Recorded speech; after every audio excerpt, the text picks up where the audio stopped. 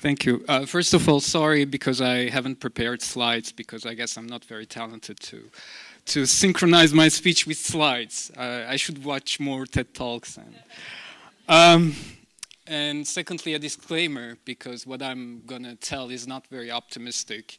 And this is because I constantly live in Turkey, probably because it's less than 24 hours since I'm here, and getting out of our own bubble is really refreshing, and perhaps I will get used to optimism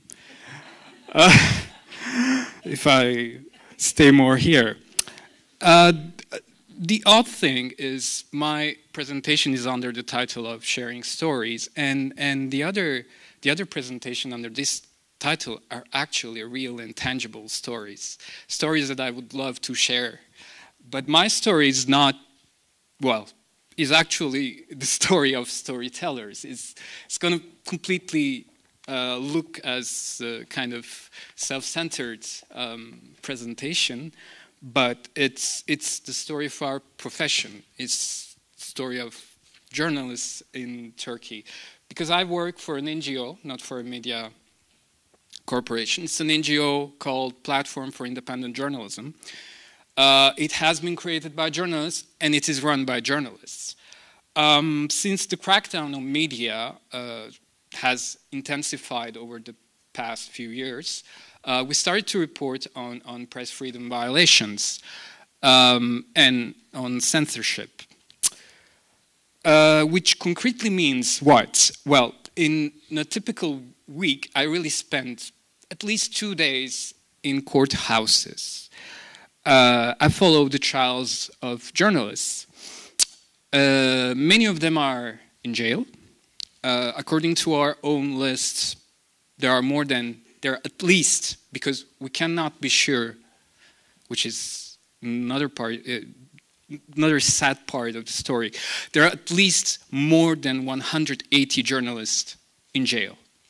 More than that, there are journalists who have been released pending the verdict of their trial, and who will receive prison sentences. And there are journalists who receive prison sentences who are out until their sentences, well, will be upheld by higher courts. And there are trials every day. There was a trial today in Diyarbakir. I don't know if you know about Diyarbakir. It's the biggest Kurdish city in Turkey.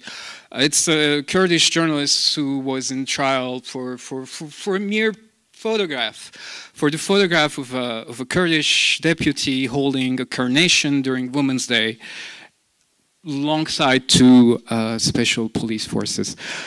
It was a rare acquittal, but believe me, usually charges are surreal.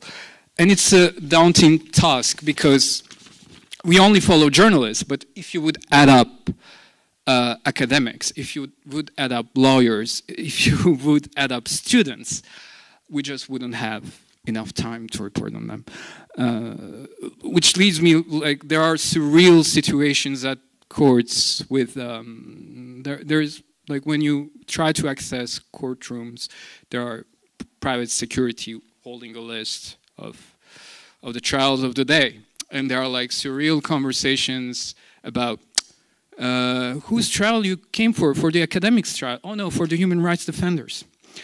Or you go and ask, is there any case of journalists in this court today? Oh no, just academics. So in Turkey, you see, it's not murderers or criminals who are in trial, but people really respectable and only in trial because well, the government has considered that they were trouble for them. As surreal also, the accusations are also surreal. I don't have much time to develop this theme, but they usually use all social media posts as evidence of crime, even retweets. Like many of my colleagues are just face membership of terrorism organization crimes for just having retweeted things. There was another trial, 3 journalists who, well, they are hated also by the opposition because once upon a time they were favorable to the AKP for other principles, but they have received aggravated life imprisonment, which is the equivalent to death penalty after death penalty was abolished. And there was the first appeals hearing last week, and the prosecutor said, although they have not committed a concrete crime, they have committed an abstract crime. Well, and you also might have noticed that I'm insisting on freedom of information, which is the right to be informed rather than freedom of expression. And I was a total pain of the ass to maintain this title because especially in countries with low media literacy, like in Turkey, it's prior to being able to have an opinion, you need to access an accurate information. Otherwise, the only thing that you will know about will be the narrative on pro-government media. Let's take a very recent example. I don't know if you have heard, Turkey is building what's meant to be the biggest, the busiest, find all the adjective you want, airport of the world in Istanbul.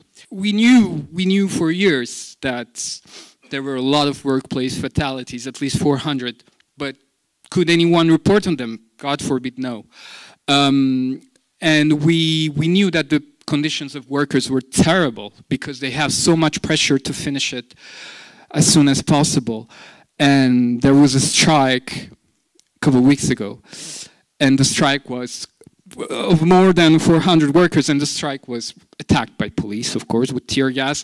More than 400 were detained, and 24 have been sent to pre-trial detention.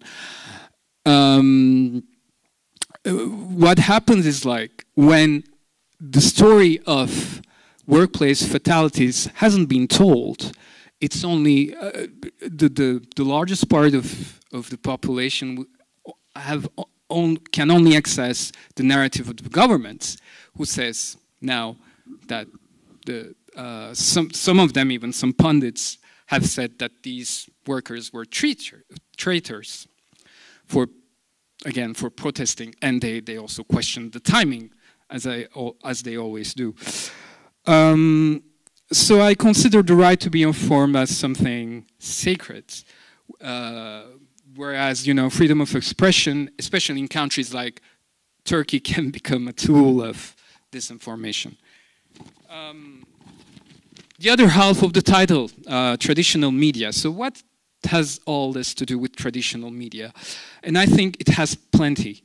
Again, what I will say is perhaps more valid with countries like Turkey, where editorial independence fluctuates with the ownership of media. And Turkey, surprise, surprise, is one of them. This situation is not only the fault of politicians. As much as I hate to admit, Erdogan has only used the cracks in the system until he owned the system. Well, let's say the ownership of Turkish media has always Turkish media has been owned by businessmen since especially late 80s, and these businessmen were not only involved in media; they had other dealings with the state, such energy dealings and very lucrative dealings. And first, in the beginning of its reign, the AKP didn't have much sympathizers of media owners, but businessmen by businessmen, they seized. Now we consider that more than 90% of media is pro-government in Turkey. Just an example, it's a group called Sabah. It is now owned by a person called Serhat Albayrak, who happens to be the brother of Berat Albayrak, who happens to be the son-in-law of a certain Erdogan. He's also now the super finance minister. I say super finance minister because we used to have a minister of economy and finance, and also the treasury was connected to was independent. Now he controls the treasury as well. So you can check. I try to make it short. For long years, have you heard about the Fethullah Gülen organization?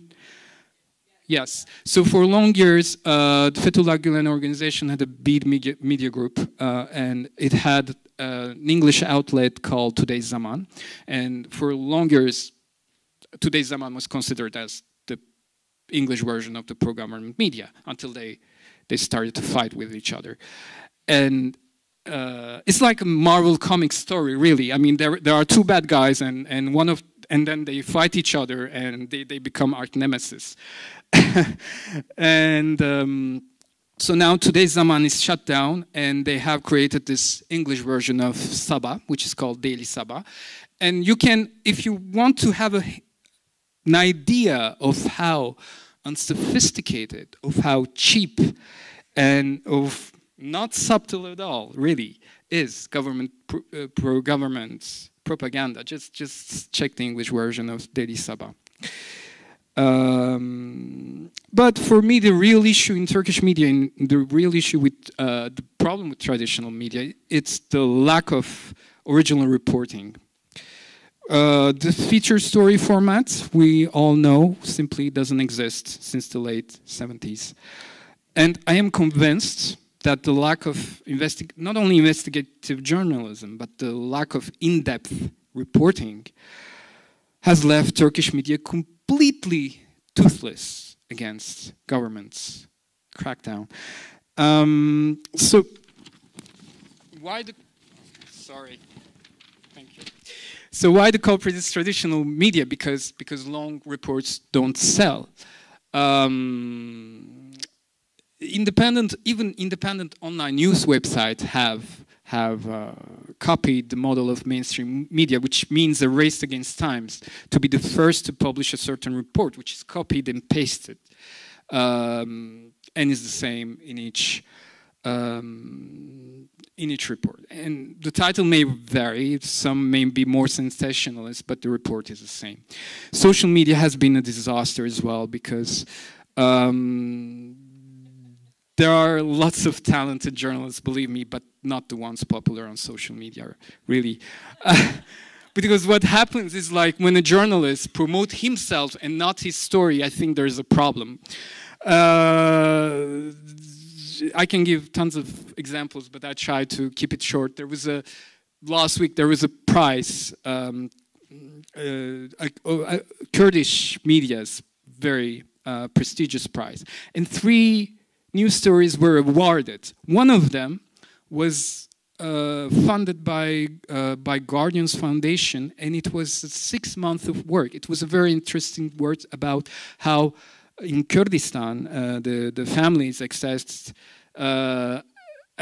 news, Kurdish news, in the past and now. In the past they used these antennas, and now they are using wireless to access, even in remote villages. So he did like a 6 months of reporting, and there were other 2 news stories which are completely routine, and which are completely like you can take the reporter and put another reporter in his place, and the story will be the same.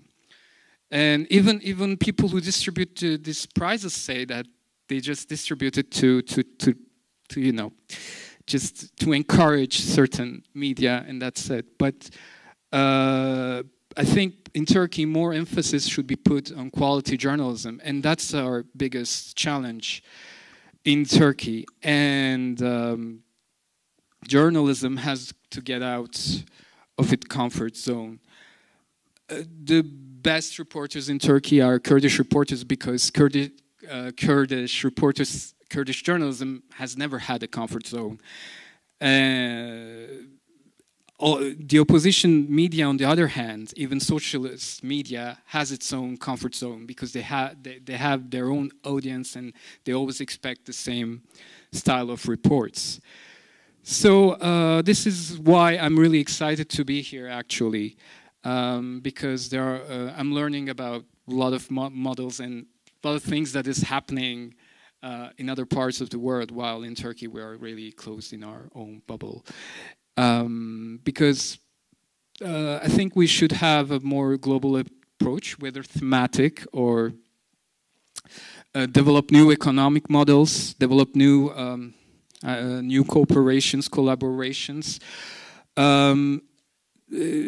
Because in countries like Turkey, you cannot trust traditional media to do real reporting and to be immune to political pressure. So with transnational or cross-borders project, whether thematic or not, putting not the media, not the particular journalists, but the story first, I think that's the only solution that I see in Turkey, maybe to develop some kind of immunity against future pressure, and try to engage journalists being dissenters and disturb the government even more.